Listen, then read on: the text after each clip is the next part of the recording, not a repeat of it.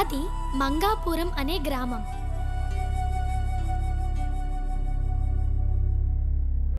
ఆ గ్రామములో మంగయ్య శెట్టి అనే వడ్డీ వ్యాపారి అంతులేని ధనమును కూడబెట్టి తన కొడుకైన జంగయ్య శెట్టికి అప్పగించి కన్నుమూశాడు.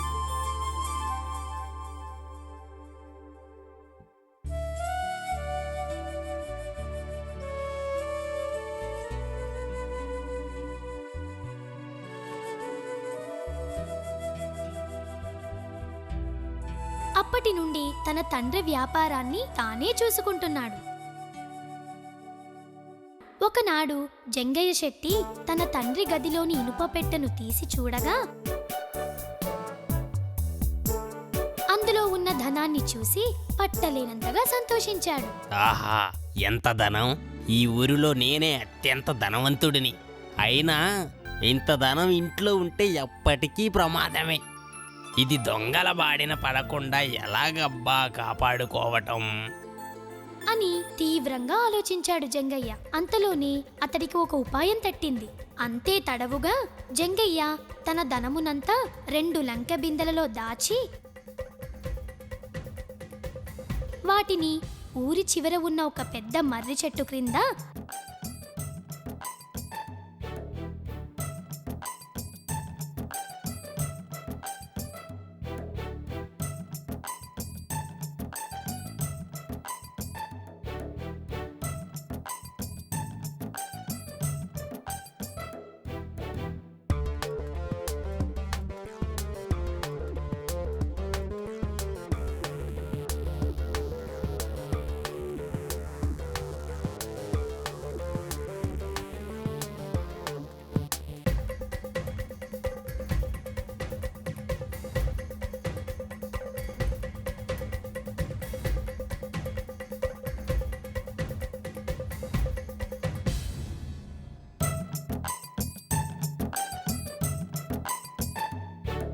గొయ్యి తీసి దాచిపెట్టాడు.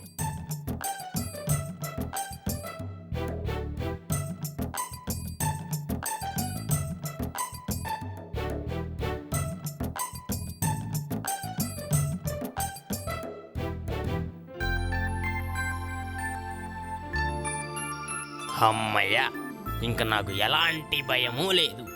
కానీ ఇటువైపు ఎవరినీ రాకుండా చూడాలి. అలా జంగయ్య శెట్టి మొదట తాను అనుకున్న విధంగా రాత్రి వేళల్లో పిశాచిలా వేషం వేసుకుని ఆ మర్రి చెట్టు క్రింద తిరగసాగాడు.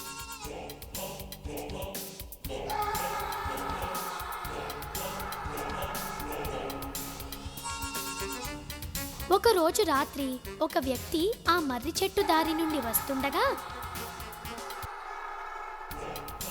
జంగయ్య శెట్టి పిశాచిలా వేషం వేసుకొని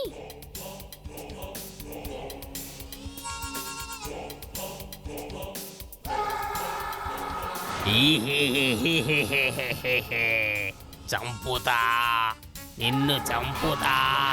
అమ్మోయ్ దెయ్యం, బాబోయ్ దెయ్యం తరుముతుంది, రక్షించండి, కాపాడండి.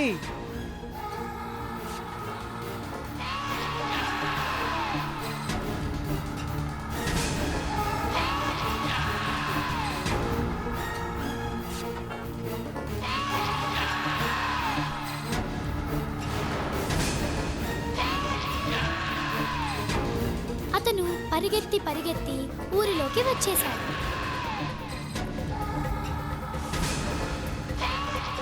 ఆ మరునాడు ఉదయం ఆ ఊర్లో అందరికీ చెప్పాడు. నిన్న రాత్రి మర్రి చెట్టు దగ్గర ఒక పిశాచాన్ని చూసా. అది నన్ను చంపుతానని వెంటబడింది. ఎలాగో బతికి బట్టగట్టాను.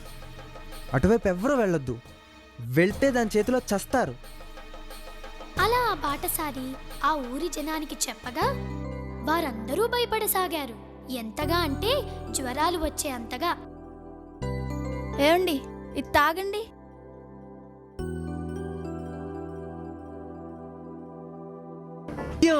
పిశాచం వెళ్ళిపోయిందా? వెళ్ళిపోయిందండి. అలాంటి సమయంలో జంగయ్య శెట్టి తన వ్యాపార ధరలు అమాంతంగా పెంచేశాడు.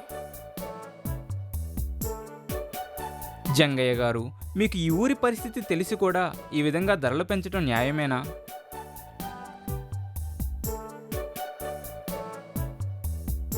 ఏమిటయ్యా ఈ ఊరి పరిస్థితి? నాకు తెలియదే. మీకు తెలీదా? ఈ ఊరి మర్రి చెట్టు దగ్గర పిశాచి ఉంది. అటువైపు వెళ్ళిన వారిని చంపుతుందంట. అయ్యో అలాగా? అవును, ఈ ఊళ్ళో వాళ్ళు బయటికి పోవడానికి భయపడి నీ దగ్గరకు వస్తే నువ్వు ఇలా ధరలు పెంచడం ఏం బాగోలేదయ్యా. అయితే నాకేంటయ్యా? నీకు అవసరమైతే తీసుకో, లేకపోతే లేదు. అయినా ఇది తెలుసా నీకు? ఏంటది? ఆ పిశాచం ఎవరో కాదు, చనిపోయిన మా నాన్న మంగయ్య శెట్టి. నాకు కలలో కనిపించి మొత్తం చెప్పాడు. ఆ మాటలు విన్న అతను అందరికీ చెప్పాడు. ఆ ఊరంతా రాత్రిపూట నిర్మానుషంగా అయిపోయింది. దానితో ఆ ఊరిలో దొంగలు పడి దొంగతనాలు చేయడం ఎక్కువైంది. చివరికి ఆ ఊరి పరిస్థితి అస్తవ్యస్తమైంది. అలాంటి సమయంలో ఆ ఊరికి బుడుగు అనే అతను తన కుక్క భైరవతో వచ్చాడు. ఆ మర్రి చెట్టు క్రింద కూర్చుని ఉండగా ఒకతను వచ్చి, ఏంటి అక్కడ కూర్చున్నావు? నీకు తెలియదా? చీకటి పడుతుంది, తొందరగా వెళ్ళిపో. ఏంటి ఇక్కడ ఏదో పిశాచం ఉన్నట్లు భయపడుతున్నావు? ఏంటి సంగతి? అవును బాబు, ఇక్కడ నిజంగానే పిశాచం ఉంది. రాత్రి అయితే చాలు, ఇక్కడ ఎవరైనా ఉంటే వారిని చంపేస్తుంది. నా మాట విని వెళ్ళిపో. అలా అతను వెళ్ళిపోయాడు. అతని మాటలు విన్న బుడుగుకు అది నమ్మశక్యంగా అనిపించలేదు. ఇది ఏమిటో తెలుసుకోవాలని బుడుగు ఆ మర్రి చెట్టు పైకి ఎక్కి కూర్చున్నాడు. చీకటి పడింది. ఎవరో ఒకతను అక్కడికి వచ్చి తెల్ల దుస్తులు పైన వేసుకుని అటూ ఇటూ దెయ్యంలాగా తిరగసాగాడు. ఇదంతా గమనించిన బుడుగుకు విషయం అర్థమైంది. తెల్లవారుతుండగా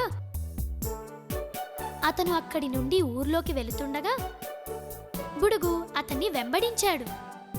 ఆ ముసుగు వేసుకున్న మనిషి ఒక ఇంట్లోకి వెళ్ళాడు.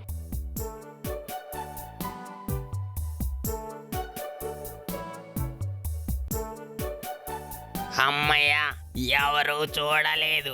ఈ ఊరి జనాన్ని ఇలాగే భయపెట్టాలి. హీ హీ హీ హీ హీ హీ.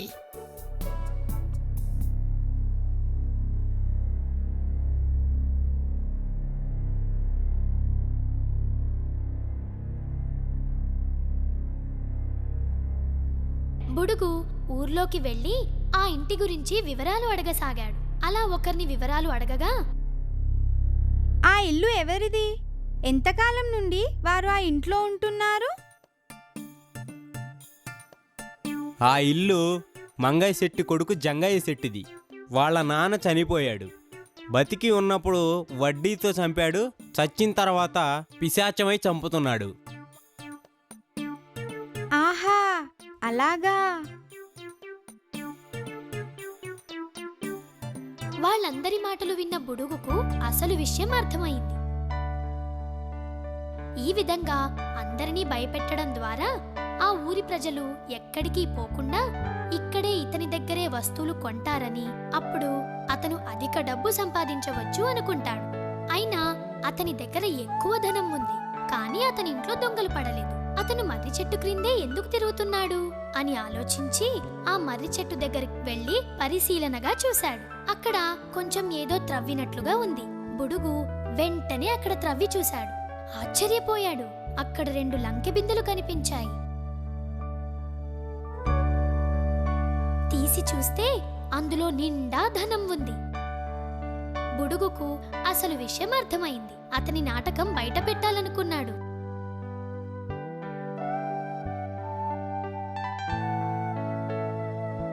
జంగయ్య ఇంటికి బయలుదేరుతాడు.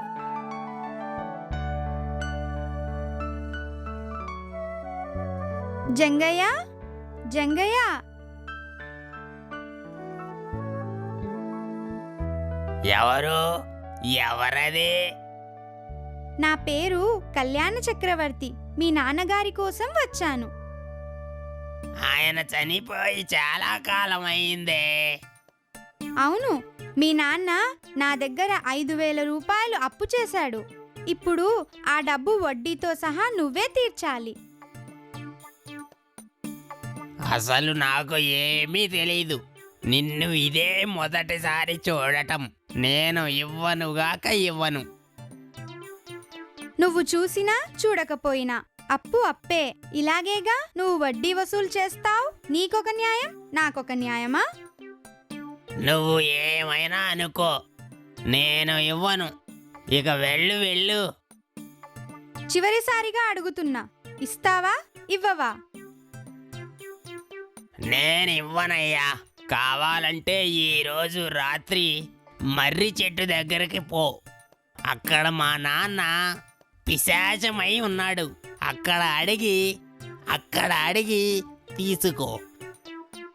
మీ నాన్న కంటే మా నాన్న పెద్ద పిశాచం. అక్కడే ఇప్పించుకుంటా. 5,000 ఇస్తాడో లేక లంక బిందెలు ఇస్తాడో తేల్చుకుంటా.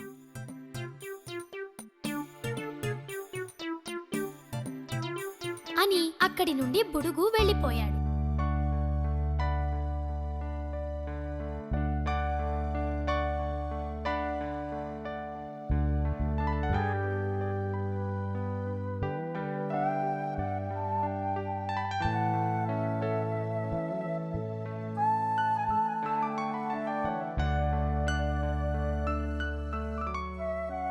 లంక బిందెలు అనే మాట వినేసరికి జంగయ్యకి అనుమానం వచ్చి ఆ రోజు రాత్రి పిశాచంలా వేషం వేసుకుని మర్రి చెట్టు దగ్గరికి బయలుదేరుతాడు.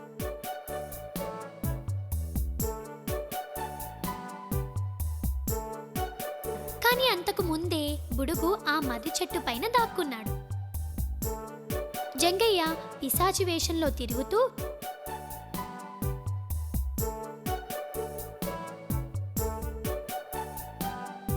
క్రింద ఉన్న లంకె బిందెలను బయటకు తీశాడు. అమ్మయ్య, అనవసరంగా భయపడ్డా. నా ధనం నా దగ్గరే ఉంది. ఎవరు వచ్చినా దీనిని కనిపెట్టలేరు. అది ఆ బ్రహ్మకు కూడా సాధ్యం కాదు. హే.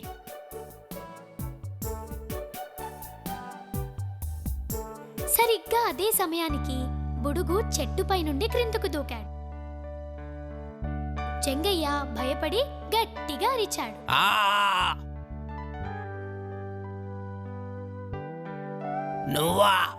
నువ్వెప్పుడొచ్చావు?